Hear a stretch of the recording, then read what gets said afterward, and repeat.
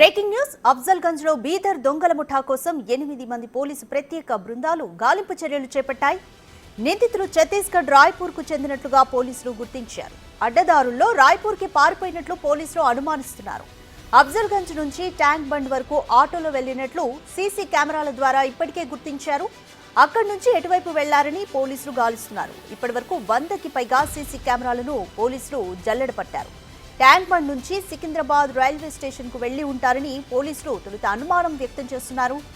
బీదర్లో దోపిడీ దొంగలు పట్టపగలే రెచ్చిపోయారు. శివాజీ చౌక్లోని ఓ ఏటీఎం కేంద్రంలో డబ్బులు పెట్టేందుకు వచ్చిన సిబ్బందిపై దొంగలు కాల్పులకు పాల్పడ్డారు.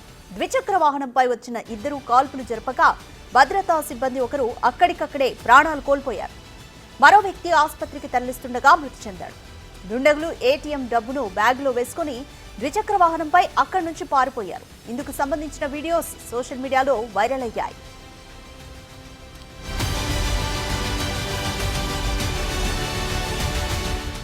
దోపిడీ దొంగలు అఫ్జల్గంజ్ లో ఉన్నట్లు తెలుసుకున్న బీదర్ పోలీసులు వారిని పట్టుకునేందుకు హైదరాబాద్ వచ్చారు. అఫ్జల్గంజ్ లో పోలీసులను చూసిన దొంగల ముఠా తప్పించుకునే ప్రయత్నంలో కాల్పులు జరిపారు. అనంతరం రోషన్ ట్రావెల్స్ కార్యాలయంలోకి వెళ్లిన దుండగులు ట్రావెల్స్ మేనేజర్ పైన కాల్పులు జరిపారు. ఈ ఘటన తర్వాత దొంగల ముఠా అఫ్జల్గంజ్ నుంచి ట్యాంక్ బండ్ వరకు ఆటోలో వచ్చారు. అక్కడి నుంచి ఎటు వెళ్లారని పోలీసులు గాలిస్తున్నారు. నిన్న మధ్యాహ్నం ఇద్దరు వ్యక్తులు రోషన్ ట్రావెల్స్ లో రాయ్పూర్ కు 3 టికెట్లు బుక్ చేశారు. దాంతో రాయ్పూర్ పోలీసులకు సమాచారం ఇచ్చారు.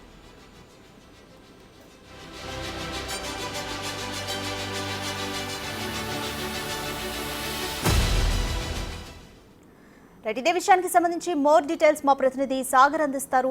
సాగర్, బీదర్ దొంగల ముఠా రాయ్పూర్ కు వెళ్లినట్లుగా పోలీసులు అనుమానిస్తున్నారు. ఇప్పటికే 100కు పైగా సీసీ కెమెరాల్లో కూడా ఆచూకీ కోసం ప్రయత్నం చేశారు.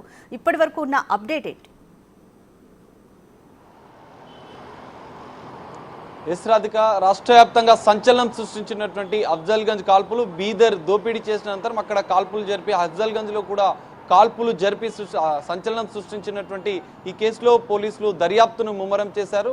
దాదాపు 10 ప్రత్యేక బృందాలతో ఈస్ట్ జోన్ డీసీపీ బాలస్వామితో పాటుగా టాస్క్ ఫోర్స్ డీసీపీ సుధీంద్ర ఆధ్వర్యంలో టాస్క్ ఫోర్స్ పోలీసులు, ఇటు ల్యాండ్ ఆర్డర్ పోలీసుల సంయుక్త ఆధ్వర్యంలో బీదర్ పోలీసుల సహకారంతో 10 ప్రత్యేక బృందాలు ఈ కేసును దర్యాప్తు చేస్తున్నాయి.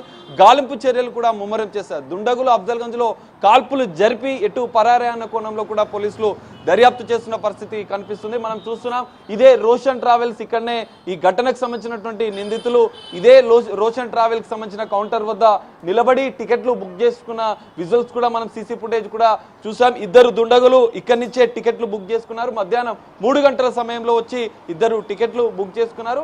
బీదర్ లో దోపిడీ చేసి ఏటీఎం సంబంధించినటువంటి ఏటీఎంలో డబ్బులు పెడుతున్నటువంటి 93 లక్షలను అక్కడి నుంచి బ్యాగుల్లో తీసుకొని వచ్చి తెలంగాణ బార్డర్ దాటిన అనంతరం ఇక్కడ హైదరాబాద్కి చేరుకొని ఎంజీబీఎస్ నుంచి అఫ్జల్గంజ్కి వచ్చినట్టుగా కూడా పోలీసులు గుర్తించారు. ఈ రోషన్ ట్రావెల్స్ లో టికెట్ బుక్ చేసుకున్న అనంతరం తమ వద్ద ఉన్నటువంటి బ్యాగులో డబ్బు కట్టలు ఎక్కువగా బరువుగా ఉండడంతో వారినే ట్రావెల్స్ వారినే అడిగి ఎక్కడ బ్యాగులు తీసుకోవాలి, ట్రాలీ బ్యాగులు అనడంతో మదీనా వైపు, ఇటు నుంచి మదీనా వైపుకు వెళ్ళి మదీనా వైపు నుంచి 2 ట్రాలీ బ్యాగులు తీసుకొని వచ్చి దుండగులు ఇద్దరు మళ్ళీ ఇక్కడికి ట్రావెల్స్ దగ్గరికి 7 గంటలకు వచ్చారు. 7 గంటలకు వాళ్ళు ఆన్లైన్లో టికెట్ వస్తుందని చెప్పినా కూడా మాన్యువల్గానే మేము వెళ్తాం, మీ ప్రతినిధులతోని మినీ ట్రావెల్స్ బస్సులో ఎక్కి వెళ్తామని చెప్పి వాళ్ళు చెప్పడంతో ఇక్కడి నుంచి రోషన్ ట్రావెల్స్ సంబంధించినటువంటి సమీపంలోనే ఇక్కడ మినీ ట్రావెల్ బస్సులు ఆగుతాయి. మనం ఎదురుగా చూడొచ్చు, అక్కడ మరో మినీ ట్రావెల్ బస్సు ఉంది.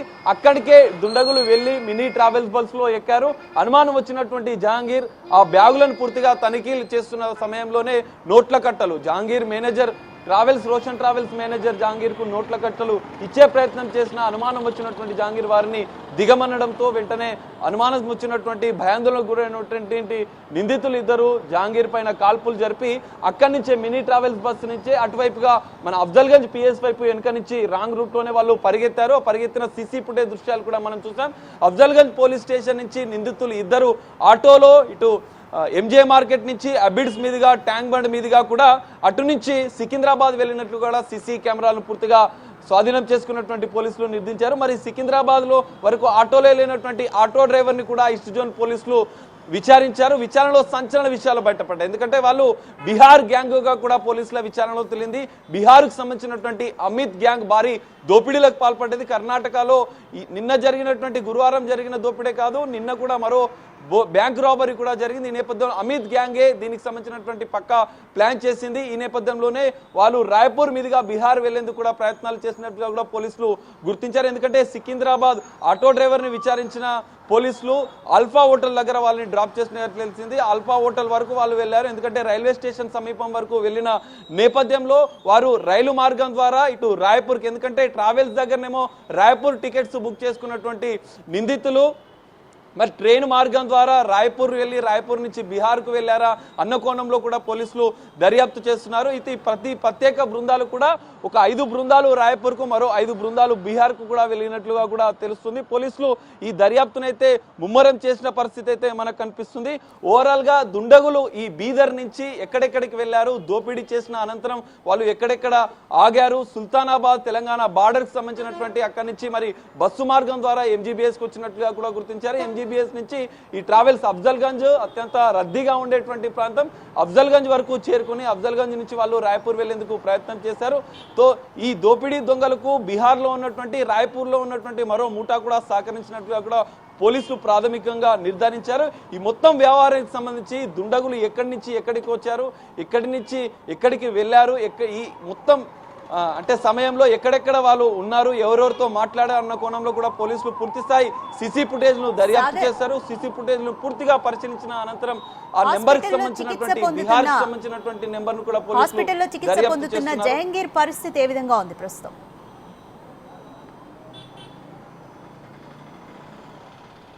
రాధిక, జహాంగీర్ రోషన్ ట్రావెల్ కి సంబంధించినటువంటి మేనేజర్ జహాంగీర్ పరిస్థితి విషమంగానే ఉన్నట్లుగా పోలీసులు చెప్తున్నారు. మొదట హుటాహుటిన ఇక్కడ ఘటన జరిగిన వెంటనే కాల్పుల్లో తీవ్ర గాయాలైనటువంటి జహాంగీర్ హుటాహుటిన అస్రా హాస్పిటల్ కి తరలించారు. అస్రా హాస్పిటల్లో ట్రావెల్స్ యాజమాన్య ఆధ్వర్యంలోనే చికిత్స పొందుతున్నట్లుగా తెలుస్తుంది. పొత్తి కడుపులో ఒక బుల్లెట్ గాయం, కాలికి తొడ భాగంలో ఒక బుల్లెట్ గాయం కావడంతో కడుపులో ఉన్నటువంటి బుల్లెట్ గాయం వల్ల పరిస్థితి తీవ్ర విషమంగా ఉన్నట్లుగా తెలుస్తుంది. ఇటు వైద్యులైతే చికిత్స కొనసాగిస్తున్నారు. ఇప్పటివరకైతే వైద్యులు ఎలాంటి ప్రకటన చేయలేదు. పోలీసులు కూడా దాన్ని పర్యవేక్షిస్తున్నారు. జహాంగీర్ పరిస్థితి అయితే ఇప్పటివరకు కొంత విషమంగానే ఉన్నట్లుగా కూడా తెలుస్తుంది. డాక్టర్లు, పోలీసులు అయితే దాని కేసును కూడా దర్యాప్తు చేసి ఆ విషయంలో కేసును దర్యాప్తు చేస్తున్న పరిస్థితి మనకు కనిపిస్తుంది. మొత్తంగా ఈ బీదర్కి సంబంధించిన దోపిడీ ఘటన, అఫ్జల్గంజ్ కాల్పుల ఘటనలో పోలీసులు అయితే దర్యాప్తును ముమ్మరు చేశారు. నిందితులు ఇటు రాయ్పూర్ వెళ్లారా లేదా బీహార్ వెళ్లారా అన్న కోణంలో కూడా దర్యాప్తు చేశారు. ఒకవేళ బీహార్ వెళ్తే మాత్రం పోలీసులకు ఇది పెద్ద టాస్క్ గా మారే అవకాశం ఉంది. అందుకే దాదాపు 10 ప్రత్యేక బృందాలను ఏర్పాటు చేసి గాలింపు చర్యలు చేపట్టారు. మరికొద్ది అంటే త్వరలోనే ఈ కేసును ఛేదిస్తామని చెప్పి ఈస్ట్ జోన్ DCP బాలస్వామి చెప్తున్న పరిస్థితి అయితే మనకు కనిపిస్తుంది. Radhika, thanks for the update Sagar.